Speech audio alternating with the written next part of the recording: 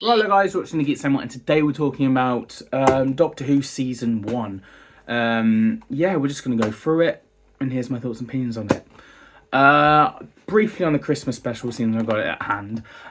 It was decent, it was good, it was very fun, harmless, with the goblins and Ruby introduction to the meeting the Doctor, and the Doctor's introduction, I guess, to this new series was really well handled. I felt very low level with the goblins, but the tie-in with Ruby's mom and everything was decent, and the goblins trying to eat the babies and the musical number I kind of liked. But yeah, I'm gonna give that a 7 out of 10. Now, Space Babies. Woo-wee. Space Babies was a rough watch, in my opinion. I struggled. It wasn't really for me. The bogeyman, of course, Shooty stopping the bogeyman from getting sucked out was so doctory, so that worked, and then jumping in the way to stop that from happening. And we got expedition on who the Doctor is, and a lot of information dump between episode 1 and 2. So there was that. But yeah, the babies talking and stuff, it was just jarring, and it didn't really work for me. This is getting a 4 out of 10 Space Babies. The Devil's Chord was very fun, interesting. Maestro was great, and absolutely. There's always a twist at the end. That was not earned, and it was placed oddly, but it was very fun, and I like that. The Beatles in this were kind of sidelined at one point. They were a massive part at the beginning. Let's go see the Beatles, and they're doing this gig and dance down the TARDIS, and then onto the famous road crossing. But yeah, when we go back to the Beatles, they just turned up and saved the day with the musical number. But Maestro trapping Ruby in the musical instrument, and the boom boom boom boom, and sending Shooty into the drum was so much fun. And the music battle I kind of liked, a lot of people didn't. And Maestro hitting the right note to banish Maestro out, and of course showing Ruby, if we left now, the future is not what I used to have it. Maestro wins and destroys everything, so we need to defeat Maestro. And the godly aspect of her being connected to the Toymaker as a child was very good. 8 out of 10. Episode 3, Boom. Boom was fun. Boom was a Stephen Moffat story. However, all the characters, barring Ruby and the Doctor, all the other characters, I really didn't enjoy their talking. It didn't feel like a natural talking conversations on this planet. And the annoying child as well was not for me. But the aspect of the Doctor on a bomb for the whole episode was really done well. And of course, Shooty's performance was really good, and one of the solidest throughout the series, to be honest. And just, yeah, really good. We also have an aspect of basically Ruby getting killed off, and that was like, whoa, that was really done well.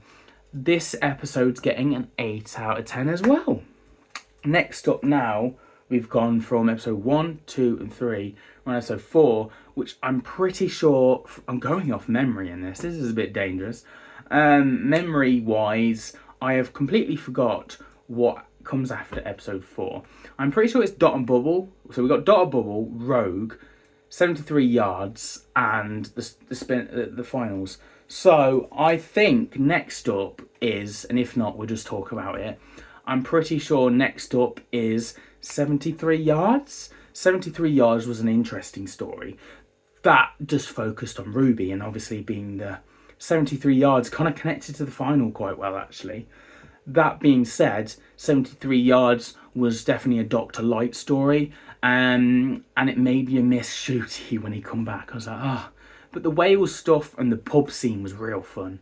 And Ruby's performance was incredible. And the years passing by and using that woman from 73 yards to take out the Prime Minister was done really well. And Ruby going to death. We basically see her age to death and gone. And then the cycle gets broken somehow, which doesn't get really explained.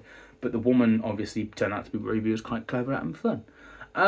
yeah, this episode's getting a 7 out of 10 for me. Bit lower, but still great. Next up, we have Dot and Bubble. I'm pretty sure it was back-to-back Doctor Light stories. Ruby and the Doctor were hardly in this. They were just in a virtual screen. And we had an annoying person that literally eventually has this this other guy. I don't know his name. He's quite popular in this bubble world they've got. And basically this main character gets him killed, and you just go, oh, what? Because he's such a lovable character, and he's quite like the Doctor as well.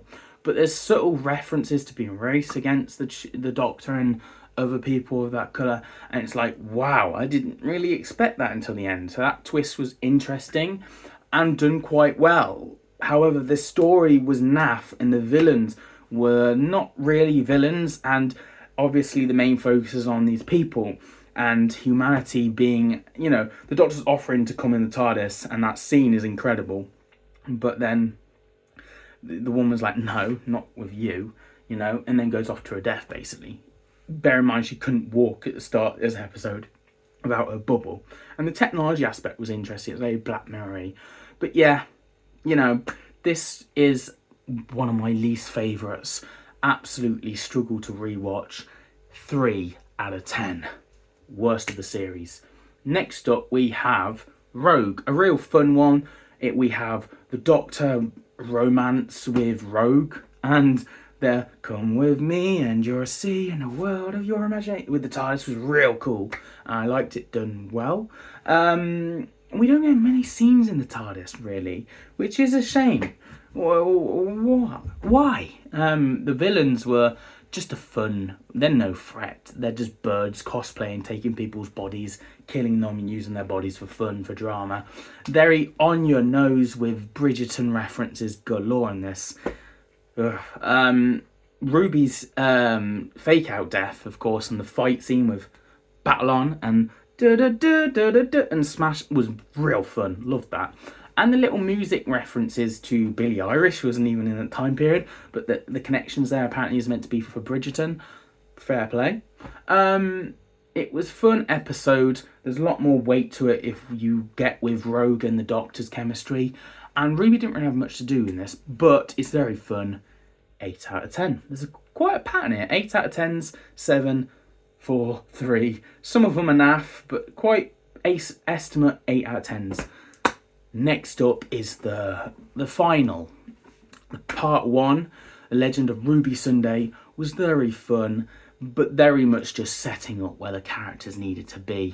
With obviously the VHS tape was kind of a cool setting and way of doing it. The reveal of Sutekh was decent. If you really want my opinions on these episodes, these is brief ones. I've done reviews on the channel, check them out. But this was a 6 out of 10. It's not bad. It's better than average, but it's just build up. The final. I've done a 10-minute video on this. It's the latest on my channel at the moment, so check the review out, please. Give that some support. But if you want in depth on my final, check it out. The final was great. It was really built up quite well, and obviously it links in with the Church and Ruby Road and the build up throughout this whole series with who's Ruby's mom. I think it pays it off quite well, with also not sidelining the foster parents. The villain Sutekh was kind of mistreated, and he is now finally out of his prison, because in the classic era he got his minions to do work, and what does he do? He doesn't do any work. He just gets his minions to do all the work. I wanted to see his powers. I wanted to see what he could do, and we didn't really get that. That was a letdown. The aspect of Mel being mind controlled as a companion, being that was cool. But I knew everything was going to get reversed the moment they killed Kate Stewart off in Unit Soldiers. I was like, we're doing a reverse episode, and we do. But yeah, Sutekh was great design and look, but send him straight into the vortex, and that's it. This is my second favourite of the series, I think, or possibly joint first. An 8 out of 10, solid stuff. But I don't think it gets past that. Possibly an 8.5, and The Devil Called an 8.5. The series overall, it's estimating at an 8. I think the series 1 was an 8 out of 10. That's my thoughts and opinions, guys, on series 1. But yeah, that's it really. Hope you guys enjoyed the video. This is my roundup of series 1. Did it succeed? It was. It wasn't the worst series in the world. Series 1 was fun, harmless, fun, playing against something that we don't normally do in the series, with aspects of gods and mischief of such, which isn't the normal typical villain of the week sort of thing. It tried to do something different, which I respect. Did it succeed? Yes, if you swapped out Space Babies. I think the damage was done with Space Babies in episode 1. And one of the weakest of the series, and audiences trying to jump on board with that, was a very bad move. And I don't think it worked and paid off, making numbers dripple throughout the series. The designs of monsters were a massive, brilliant step up, and I loved them. I loved all the designs, but did they villains get paid off as well? The stories were quite,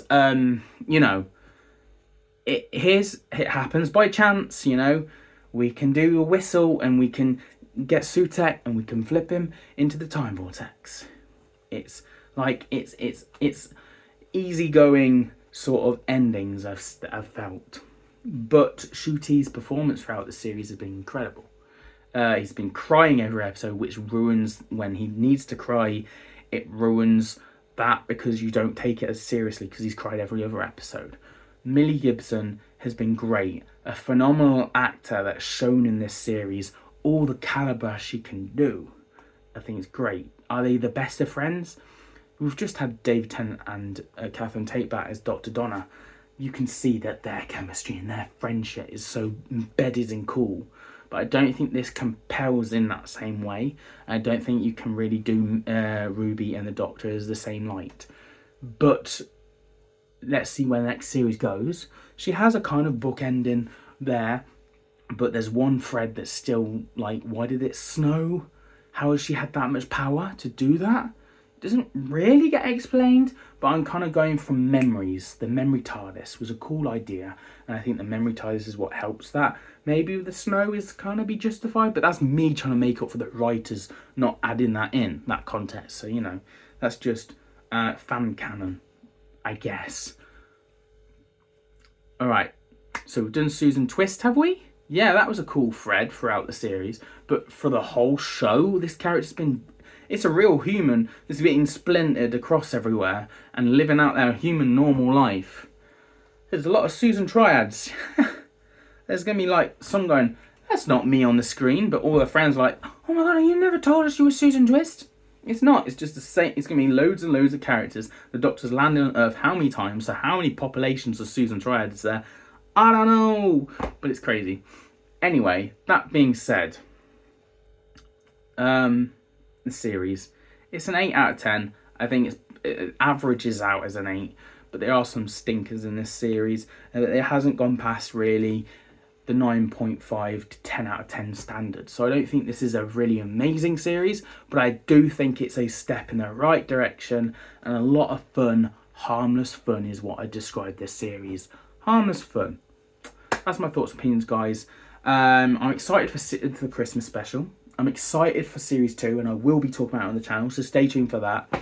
And I'll be doing unboxings on the classic Doctor Who box sets and Season 1 on Blu-ray. I'll be talking about that a little bit. So there's still a bit more Doctor Who content. But other than that, got Deadpool and Wolverine, the movie. I'll be doing a review on that. We've also got a lot of Walking Dead that I've watched for the first time and I'm going to be reviewing.